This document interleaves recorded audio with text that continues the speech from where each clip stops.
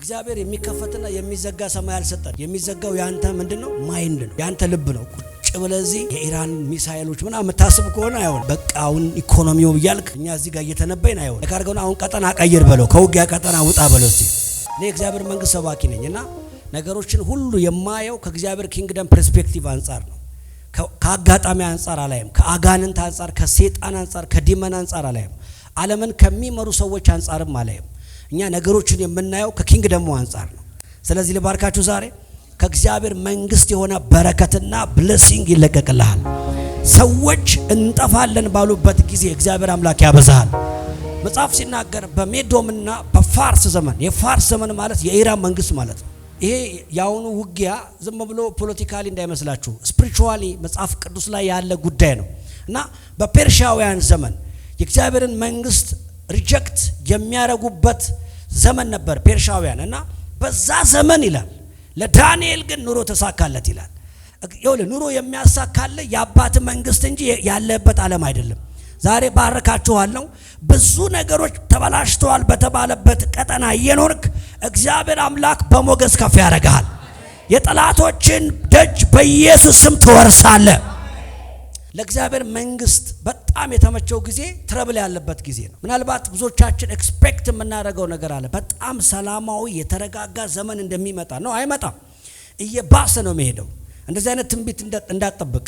ከዚህ በኋላ የሆነች እንትናለች፣ ከዛ ነጣ ያለ፣ ከዛ ነጭ ነገር ውስጥ ትገባለህ የሚል ነገር እንዳትጠብቅ። አትገባም። አንተ ነህ እያበራ የምትሄደው። አያችሁ፣ ከማሰሮም ምን አላለቀም ይላል? ዱቄት አላለቀም ይላል። ከማድጋውም ዘይት አላለቀም ይላል። ዛሬ በጌታ በኢየሱስ ስም ባርካቸዋለሁ። ብዙ ግራ የሚያጋባ ለማመን የሚከብድ ነገር አየሩ ላይ እየተነገረ ያንተ ቤት ግን አሸንፎ ይሄዳል። እግዚአብሔር አምላክ እንደዚህ ይለኛል፣ የጠላቶችን ደጅ ትወርሳል። እስራኤላውያንን እግዚአብሔር ከግብፅ ምድር ሲያወጣቸው የስደት ይመስላል፣ የውጊያ ይመስላል። ግን መለኮታዊ ዓለም እንደዚህ ይላል ቃሉ ሲናገር፣ እግዚአብሔርም ለእስራኤላውያን በግብፃውያን ፊት ሞገስን ሰጣቸው፣ የለመኑትን ሁሉ ሰጧቸው ይላል። ይኸውልህ ግብፅ ሰላም በነበረች ጊዜ እስራኤላውያን ባሮች ነበሩ። የግብፅ መንግስት ግን መናወጥ ሲጀምር እነኚህ ባሮች የነበሩት ወደ ንጉስነት ተቀየሩ። ይኸውልህ ምድር ላይ ውጊያ ሲጀመር፣ ምድር ላይ ሰልፍ ሲበዛ፣ ምድር ላይ መከራ ሲበረታ ያንተ የንግስና ሲዝን እየቀረበ ነው ያለው። ለምን? ዌልዝ ትራንስፈር የሚያደርገው መለኮታዊ ሀብት፣ መለኮታዊ በረከት ከጠላቶች እጅ የሚለቀቀው የጠላቶች መደላደል ሲመታ ነው። ዛሬ በጌታ በኢየሱስ ስም በምድሪቱ ላይ ተደላድሎ የተቀመጠ የትኛውም አይነት የጨለማ ስርዓት በእግዚአብሔር ጉልበት መመታት ይጀምራል። በረከቶቹን ሁሉ መልቀቅ ይጀምራል። ሪሲቭ ኢት ኢን ጂሰስ ኔም። አንድ ነገር ልንገራችሁ። ለምሳሌ የሆነ አካባቢ ላይ መንገድ መሰራት ሲጀምር፣ ጥርጊያ ሲጀመር መሬት ውስጥ ተደላድሎ የተቀመጠ እባብ ሁሉ ይወጣል። ልክ ነኝ? መሬት ውስጥ የተቀመጡ የተደላደሉ አውሬዎች ሁሉ ከየጫካው ይወጣሉ። አየህ፣ ቴሪቶሪ የያዘ ስፒሪት እግዚአብሔር አምላክ ኃይል ይልክበታል። ዛሬ በጌታ በኢየሱስ ስም ይኸውልህ ለ10 ዓመት ለ20 ዓመት ለ100 ዓመት ያንተና የዘር ማንዘሮችን በረከት ይዞ የተቀመጠውን የጨለማውን ወንበር እግዚአብሔር አምላክ ይነቀንቀዋል። ያንተና የዘሮች በረከት በኢየሱስ ስም ይለቀቃል። አንድ ሰው ይለቀቃል ይላል።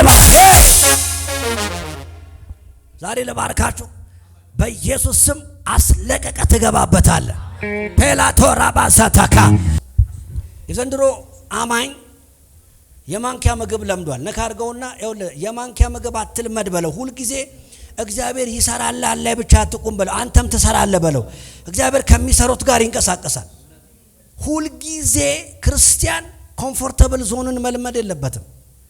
ያለበለዚያ ይኸውልህ ሁል ጊዜ ሸክም የለመደ ልጅ በ7 ዓመቱ ራሱ አይሄድም። በቃ ብራዘር እግር እያለው እጅ እያለው ኦቨርትሪት ስለሚደረግ ወክ አያደርግም። ብዙዎቻችን ደሞዛችን ጥሞናል። ያለንበት ነገር እስካልተነካካ ድረስ በምንም ተአምር አዲስ ዞን ውስጥ መግባት አንፈልግም። እግዚአብሔር ደግሞ አንተን ያወራህ ነገር እንዲፈጸም ስለሚፈልግ ይቀሰቅስብሃል። ይኸውልህ መጽሐፍ ሲናገር ከኃጢአት ጋር ደም እስከ መፋሰስ ድረስ ምን አላላጋችሁ ይላል። አልተው ዛሬ ተዋክተ የምትገባበት ነገር አለ። ስትዋጋ እኔና መዋጊያችን መቼም ቢላና ቁመጥ አይደለም። የኛ መዋጊያ የኢየሱስ ስም ነው። ለመሰለ ያንተ ንግግር ያንተ አንደበት በጠላት ጆሮ ውስጥ ሲገባ የሚነቅለውና የሚተክለው ነገር አለ። ዛሬ ጌታ እንደዚህ ያለ ብዙዎች የተያዘባችሁ ነገር ይለቀቃል። አንተ ትናገራለህ፣ አየር በበረከት ቃል የተሞላ ይሆናል። እኔ ሁሉ ጊዜ ርዕስ እየፈጠርኩኝ ጸልያለሁ። ስጸልይ ግን ምንድነው መጀመሪያ እግዚአብሔር እንዲያደርግልኝ የምፈልገው ነገር? ጸሎት ማለት ኮሙኒኬሽን ነው በለው፣ ኮማንድ ነው፣ ትእዛዝ ነው በለው፣ ንገረው፣ ትእዛዝ ነው። አንዳንድ ሰው የምንጸልየው በደመነፍስ እንጂ በምሪት አይደለም። ንገረው፣ በደመነፍስ አይጸልይም፣ በምሪት ነው የሚጸልየው በለው እስቲ። በፍርሃት የሚጸልዩ ሰዎች አሉ፣ ጸሎት ስለተባለ ብቻ። ጸሎት አንደርስታንዲንግ ነው። ሄቨንሊ ኪንግደም መንፈሳዊ ዓለም ላይ ያለው ፓወር በአንተ ህይወት ላይ ማኒፌስት እንዲያደርግ እንዲገለጥ መለኮታዊ ዓለምን ፕሮፐርሊ ኮሙኒኬት የምታደርግበት ዌይ ኦፍ ፕሪንሲፕል የህይወት ስርዓት ነው፣ የህይወት መንገድ ነው። ላይፍን ድራግ የምታደርግበት ምትመራ። ዛሬ አንድ ጸሎት ጸልያለሁ። በጌታ በኢየሱስ ስም የጠላቶቻችሁ ከፍታ ላይ የተቀመጠውን የእናንተን ብሌሲንግ በኢየሱስ ስም ከያለበት ትበዘብዛላችሁ። ነካርገውና እበሰብሳለሁ በለው እስቲ። ከማ እወርሳለሁ በለው እስቲ። እግዚአብሔር ቃል እንደዚህ ይላል፣ ይኸውልህ እርሱ የረድኤት ጋሻ ነው። ከዛስ የከፍተኛነት ደግሞ ሰይፍ ነው። ምኖች ጠላቶች ይገዙልሃል፣ አንተስ ምናቸውን? አየህ አፐር ሳይድ አለ ማለት ነው። ያንተ ከፍታ ባንተ ወገን አልተያዘም። ከፍታ የሚለው ተራራ ብቻ አይደለም። የፋይናንስ ከፍታክ፣ የኢኮኖሚ ከፍታክ፣ የጤንነት ከፍታክ አፐር ሳይዱ ላይ ያለው ላንተ አጌንስት የሚሰራ ከሆነ ሁሉ ጊዜ በፍርሃት ትኖራለህ። ከፍ ያለውን ያንተን ኬዝ ላንተ አጌንስት የሚሰራ ላንተ ተቃራኒ የሚሰራ ኃይል ከያዘው ገንዘብን እየገበርክ ጊዜን እየገበርክ እድሜን እየገበርክ ትኖራለህ። የእግዚአብሔር ፕሮግራም ደግሞ እንደዚህ ይላል፣ ራስ እንጂ ጅራት አላደርግህም። አሁን ይሄ ቃል ህገ መንግስቱ ላይ አለ፣ ላንተ ተጽፎልሃል። አንተ ከፍታውን እንድትረግጥ ዛሬ በጌታ በኢየሱስ ስም ጠላቶቻችን ለኛ እየከፈሉ የሚኖሩበት ከፍታ ላይ እንገባለን። አየ ለዚህ ነው እርሱ የረድኤት ምንድነው? ጋሻ ነው። ምን ማለት ነው? እሱ የሚላክብን ማንኛውንም ነገር ስለሚመክትልህ ዲፌንስ ስለሚያደርግልህ አንተ ደግሞ የምትፈልገውን መውጋት ትችላለህ ማለት ነው። ሰማችሁኝም? ዛሬ በጌታ በኢየሱስ ስም ወደ ጤንነት፣ ወደ ፋይናንስ፣ ወደ ልጆች፣ ወደ ትዳር፣ ወደ ቤት የሚላከውን ገዳይ ስፒሪት ዛሬ እግዚአብሔር አምላክ ከላይ ላይ በኃይሉ ይመታልሃል። አንተ ደግሞ ጠላቶችን ታጠፋቸዋለህ። እርሱ የምን ጋሻ ነው? የረድኤት ማለት ዩር ሰፖርተር፣ አንተን የሚያግዝ ነው። የእግዚአብሔር ኪንግደም is not working to against you። ለአንተ ተቃራኒ አይሰራም፣ አንተ ለመውጋት አይሰራም። ግን በየትኛውም መንገድ ለአንተ ነው የሚሰራው። አሜን ነው። አንተን ለማገዝ ዛሬ ደስ ይበላችሁ። የሚያግዝ የሚያበረታ የሚደግፍ ሞገስ የሚሆን አምላክ አንተ ጋር አለ። እርሱ የረድኤት ጋሻ የከፍተኛነትም ደግሞ ምንድነው? ሰይፍ ነው። ዛሬ በጌታ በኢየሱስ ስም የትኛው መለኮታዊ ዓለም ለናንተ አዞላችሁ ውሰር ተብለ ጠላቶች ግን በተለያየ ምክንያት የያዙ ቴሪቶሪ ካለ ዛሬ ይለቃሉ። እዛው ክፍል ላይ እንደዚህ የሚል ቃል አለ፣ እርሱ ጠላትን ከፊት አውጥቶ ምን ያደርጋል? አጥፋው ይላል። እግዚአብሔር ኢቭን ፈልግ አጥፋው እንኳን አላለም። ካለበት ጠርተ ፈልግና አጥፋው አላለም። ከፊት ያወጣውና በላጥፋው ይላል። ዛሬ ከፊት የሚታይህን ማንኛውንም ፕሮብሌም የማጥፋት ራይት አለክ። ይኸውልህ በክርስቶስ ያገኘከው ኪንግደም በእግዚአብሔር ዓለም ውስጥ ያንተ አቅም ፉሊ ኦፕሬት እንዲያደርግ ላይሰንስድ የሆንክበት ነው፣ ፍቃድ ያገኘህበት ነው። ስትጸልዩ እንዲህ ብላችሁ ጸልዩ፣ በሰማይ የምትኖር ምናችን ሆይ አባታችን ሆይ ምን ይቀደስ? ስም ይቀደስ። ከዛስ ምን ትምጣ? ኪንግደም ዳይ ካም፣ ያንተ መንግስት ትምጣ። ይሄ ቋንቋ አይደለም እኮ መንግስት ትምጣ ማለት ኦፕሬት ታርግ ማለት ነው። ፉሊ ኦፕሬት ታርግ፣ በኃይል መንግስት ትንቀሳቀስ። ያንተ መንግስት በኔ ግዛት ላይ እንደፈለገች ትሂድ። ወቅታዊ ጉዳይ ስለሆነ ምሳሌ አድርጌ ልንገራችሁ። ሰሞኑን ኢራን አሜሪካን ማጥቃቷን የምታሳየው ማንን በማጥቃት ነው? አሜሪካ ለግዛትነት የያዘቻቸውን ሀገራቶች ምን በማድረግ ነው? በማጥቃት ነው እንጂ በኢራንና በአሜሪካ መካከል የብዙ ሺህ ቀናት ልዩነት ነው ርቀቱ። ሚሳኤል አይደለም ራሳቸው ቢተኮሱ ራሱ አሜሪካ ግዛት ላይ ሄደው ፍንዳታ ማምጣት አይችሉም። ስለዚህ አሜሪካን ማጥቃታቸውን የሚገልጡት አሜሪካ በግዛትነት ፍቃድ አግኝታ የጦር ካምፕ የያዘችባቸውን ኤሪያዎች ምን በማድረግ ነው? በመዋጋት ነው። ስለዚህ ኳታር፣ ሳውዲ አረቢያ እና ዱባይ በምንም ታምር የኢራን ጥላት የሆኑት አሜሪካን ጥላ ስለሆኗት ነው። አሜሪካ በእነሱ ግዛት ላይ የጦር ካምፕ እንዲኖራት ስለፈቀዱ ሳይወዱ የጥላት ስበት ማዕከል ሆነዋል። ምን ማለት ነው? አንተ ጥላት የሚፈልግ ረጅም ስለሆንክ አይደለም፣ ኮስታራ ስለሆንክ አይደለም፣ አስፈሪ ስለሆንክ አይደለም፣ የእግዚአብሔር ግዛት ስለሆንክ ነው። የእግዚአብሔር ማደሪያ ስለሆንክ ነው።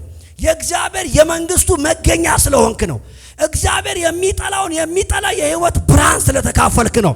ዛሬ ግን ደስ ይበላችሁ፣ እንድትሞት የማይፈቅድ እግዚአብሔር፣ ለጠላቶች አሳልፎ የማይሰጥ እግዚአብሔር ክብሩን ባንተ እየገለጠ ቅባቱን ባንተ እየገለጠ ኃይሉን ባንተ እየገለጠ በጠላቶችህ ላይ በክብር ያራምዳል።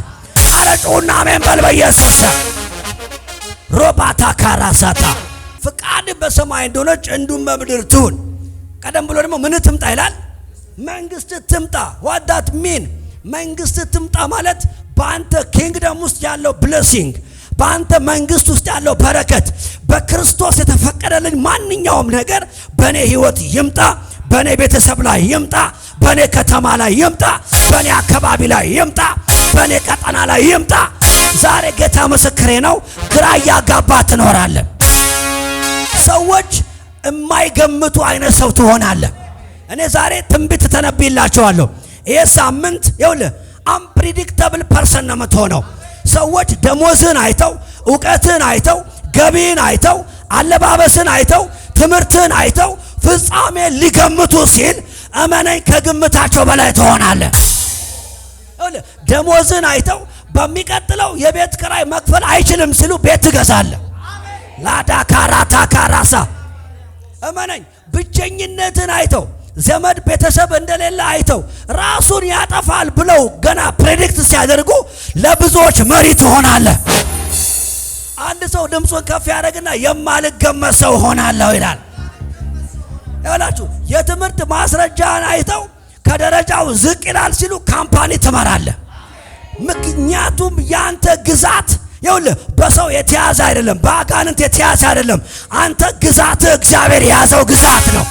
አረጩና አሜን በል በኢየሱስ አለ። በምድር ላይ ከእግዚአብሔር ጋር የጀመሩ ሰዎች ሲጀምሩ ትንሽ ነበሩ፣ ሲጨርሱ ግን ከተማ ናቸው።